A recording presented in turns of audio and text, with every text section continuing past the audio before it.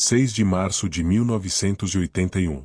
Uma mãe entrou num tribunal alemão carregando uma arma na bolsa. 7 minutos depois, ela disparou 8 vezes contra o homem que estava sendo julgado. E quando você entender o porquê, vai questionar tudo que acredita sobre justiça. Eu me lembro da primeira vez que ouvi alguém dizer: se fosse com meu filho, eu não sei o que faria. Era uma conversa de bar.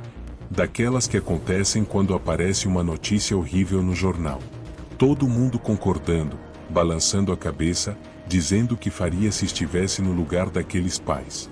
Mas existe uma distância gigantesca entre o que dizemos que faríamos e o que realmente fazemos quando o mundo desmorona.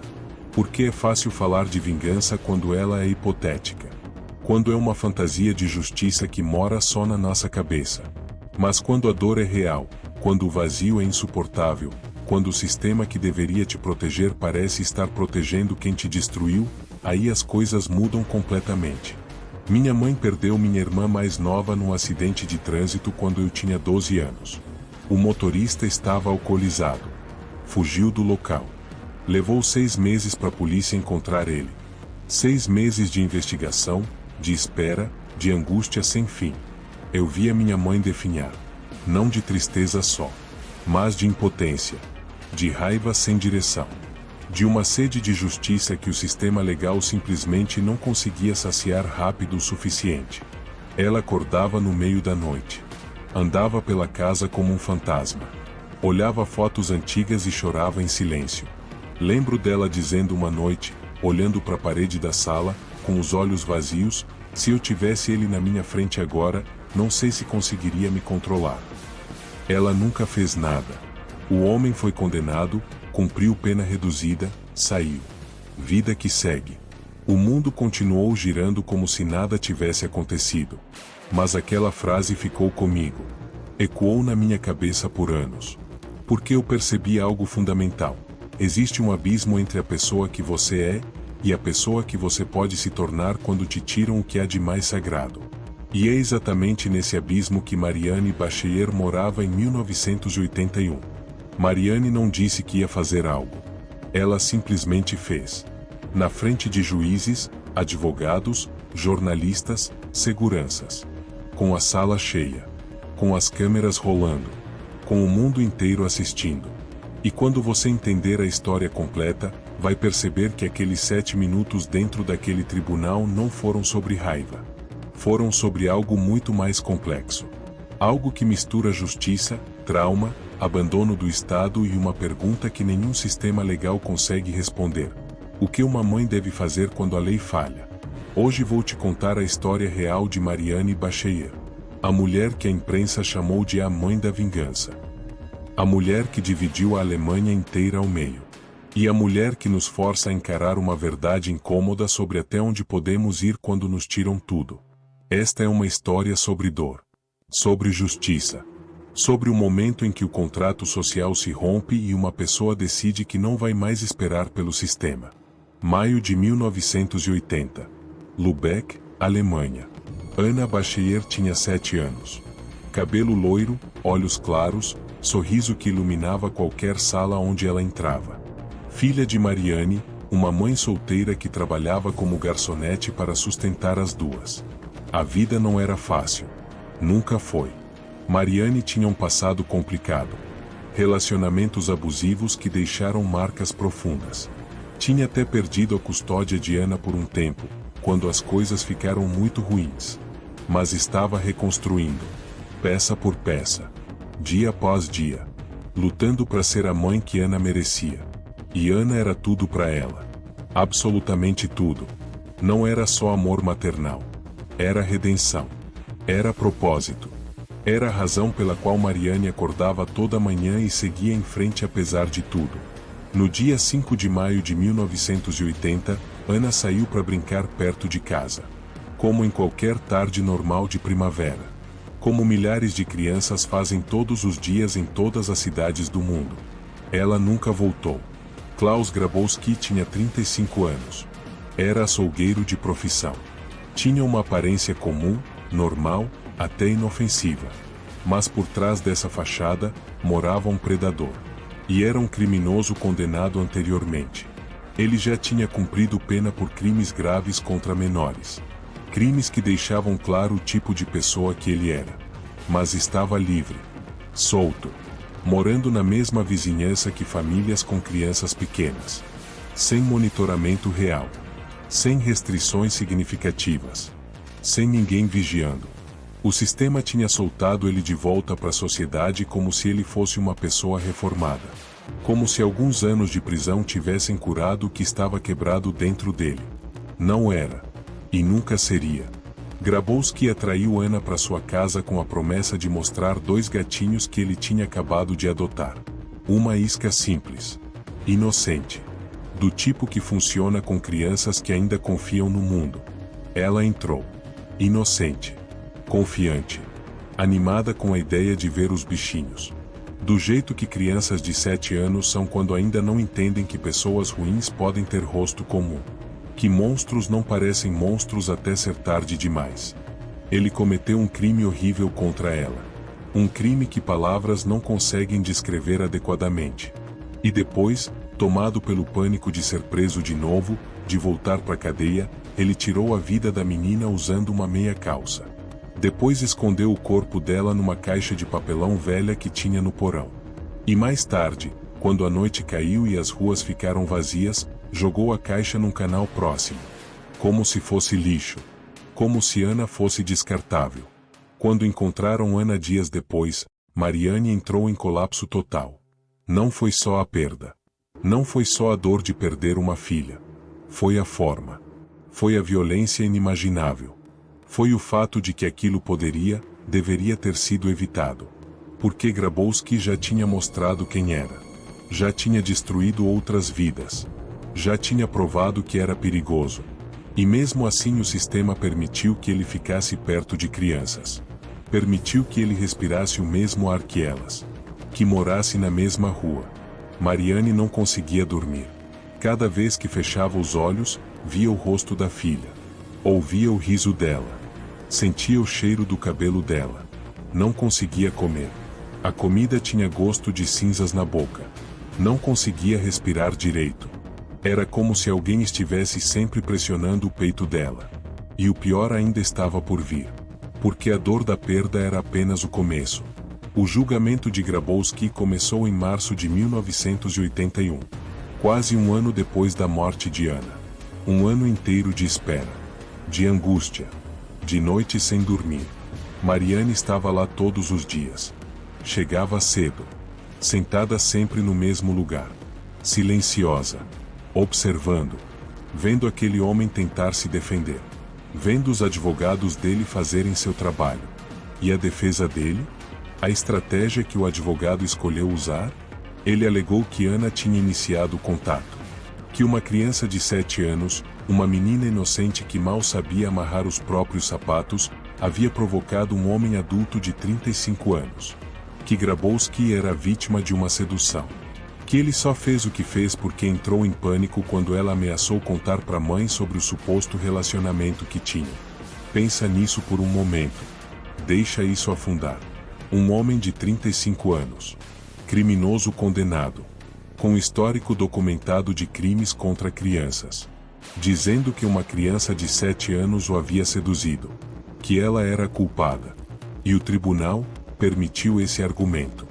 Deu espaço para essa narrativa. Permitiu que essa defesa fosse apresentada como legítima.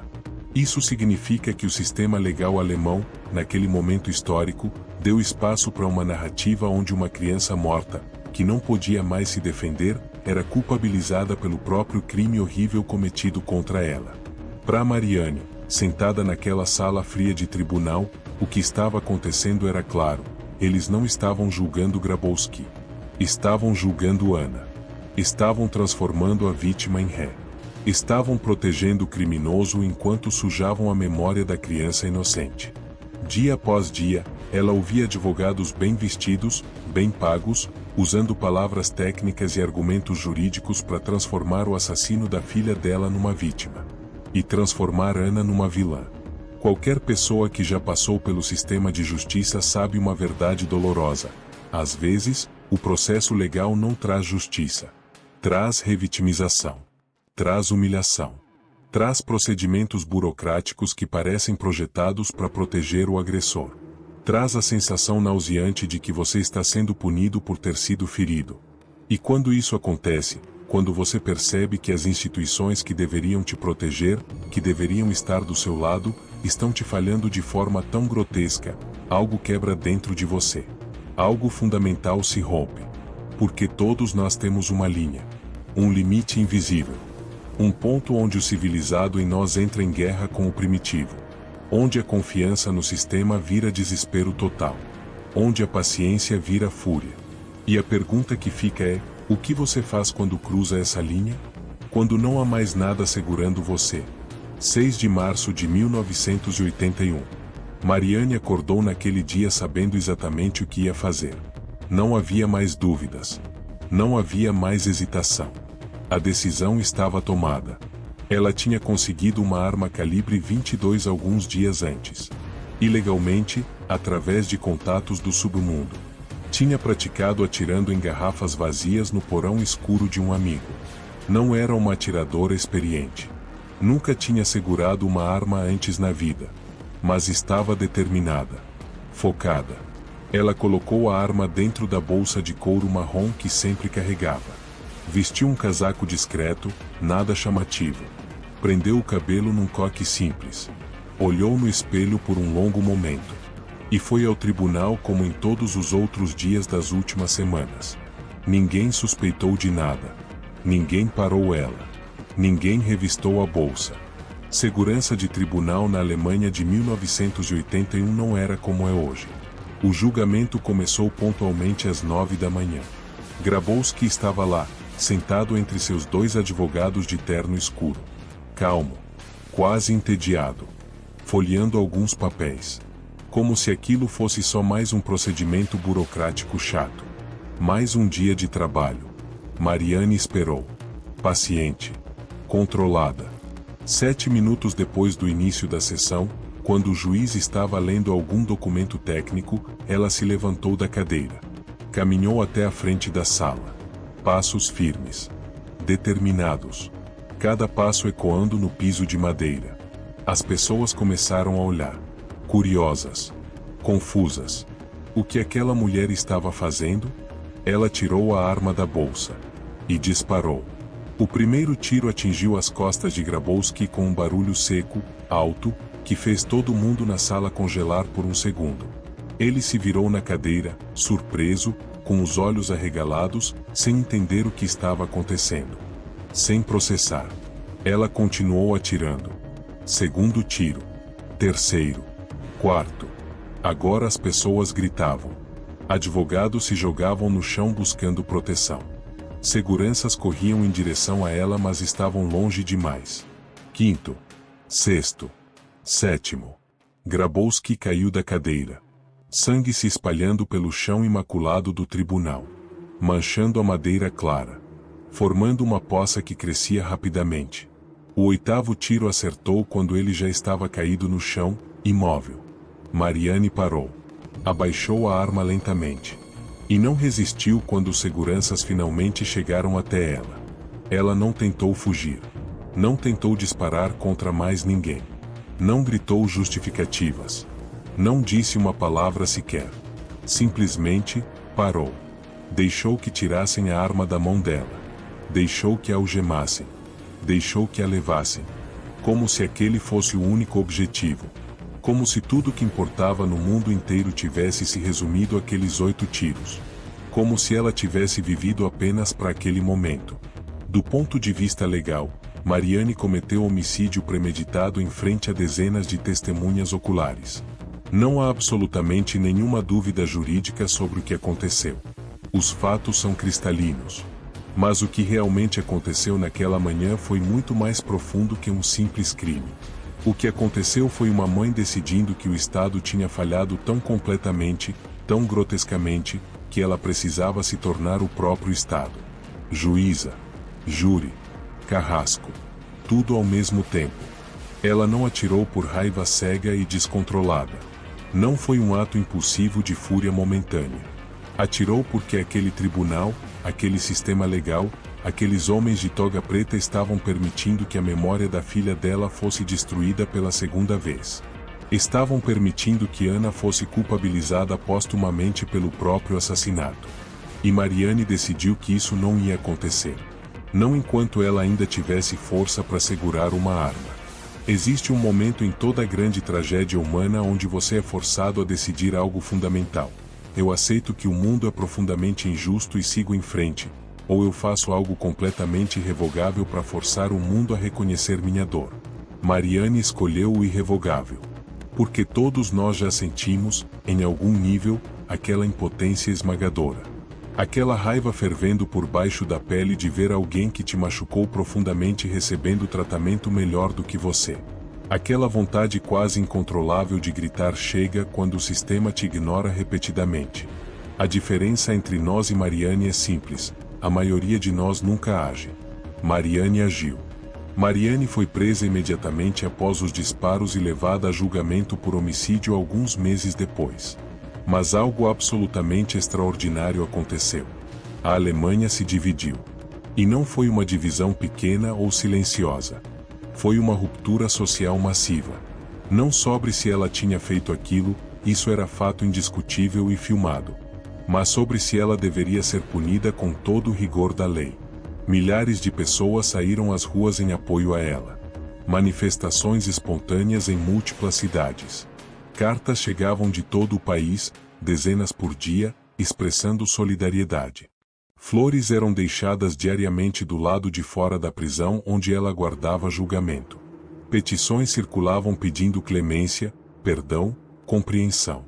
Uma pesquisa de opinião pública mostrou que 70% dos alemães simpatizavam com Mariane. 70% achavam que ela tinha feito algo compreensível, talvez até justificável. Seus advogados de defesa argumentaram que ela estava em estado de profunda perturbação mental no momento do crime. Que qualquer mãe na posição dela, submetida ao que ela foi submetida, teria quebrado psicologicamente. Que o sistema tinha falhado tão completamente que ela agiu sob trauma extremo e irresistível. Não era legítima defesa no sentido tradicional. Era algo diferente. Era desespero legalizado. Trauma transformado em ação. Em 1983, após meses de julgamento intenso, Mariane foi condenada por homicídio culposo, não premeditado como a acusação queria. A pena final, 6 anos de prisão. Ela cumpriu apenas 3 anos. Foi solta em 1985 por bom comportamento e por considerações humanitárias. A justiça alemã reconheceu oficialmente que Mariane cometeu um crime grave. Mas reduziu drasticamente a punição por entender as circunstâncias extremas e excepcionais que a levaram até aquele ponto. O sistema admitiu, implicitamente mas claramente, que tinha falhado primeiro. Que tinha criado as condições perfeitas para que uma mãe desesperada sentisse que não tinha absolutamente nenhuma outra saída.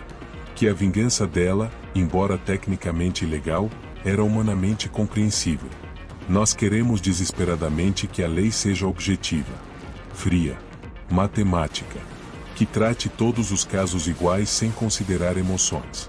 Mas somos seres profundamente emocionais. E quando vemos alguém que sofreu o absolutamente insuportável quebrando as regras para buscar alguma forma de justiça quando o sistema falhou, uma parte primitiva de nós entende perfeitamente. Não aprovamos necessariamente, mas entendemos. E isso nos assusta porque revela algo sobre nós mesmos.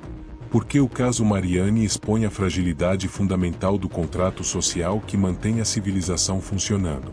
Nós concordamos coletivamente em não fazer justiça com as próprias mãos porque confiamos que o sistema fará por nós de forma justa e eficiente. Mas quando o sistema falha repetida e grotescamente, esse contrato invisível começa a se desfazer. Thread por thread. Até que alguém decide que não vale mais nada. Existe uma peça teatral grega antiga, escrita há mais de 2.400 anos pelo dramaturgo Eurípides, que conta uma história estranhamente similar em sua essência emocional. Medeia é uma mulher apaixonada que foi traída brutalmente pelo marido, Jasão. Ele a abandona friamente por outra mulher mais jovem, mais bonita, mais politicamente conveniente para a carreira dele. E o pior de tudo, a sociedade inteira, todas as instituições, todos os poderosos estão completamente do lado dele. Então Medeia, consumida por uma mistura tóxica de dor e fúria, faz algo absolutamente impensável. Algo que choca plateias até hoje. Ela comete um ato extremo de violência contra os próprios filhos. Não porque os odeia. Ela os ama profundamente. Mas porque é a única forma que ela consegue imaginar de fazer Jazão sentir uma fração da dor que ela está sentindo. De destruir o futuro dele do exato jeito que ele destruiu o dela. É uma das histórias mais perturbadoras e controversas de toda a literatura ocidental. E sabe por que essa peça sobreviveu por milênios? Porque ainda é encenada, estudada, debatida? Porque ela captura uma verdade profundamente desconfortável sobre vingança que nos assusta olhar diretamente. Às vezes, a vingança não é sobre recuperar o que perdemos. Isso é impossível. É sobre garantir que quem nos feriu também perca. Que também sofra. Que a dor seja distribuída de forma mais equitativa. Mariane não trouxe Ana de volta atirando 8 vezes em Grabowski dentro daquele tribunal. Ela sabia perfeitamente disso. Não era delírio. Não era fantasia. Mas ela garantiu que ele nunca mais respiraria. Que ele nunca mais teria a oportunidade de reconstruir a vida, de ser livre, de caminhar sob o sol enquanto Ana estava fria debaixo da terra.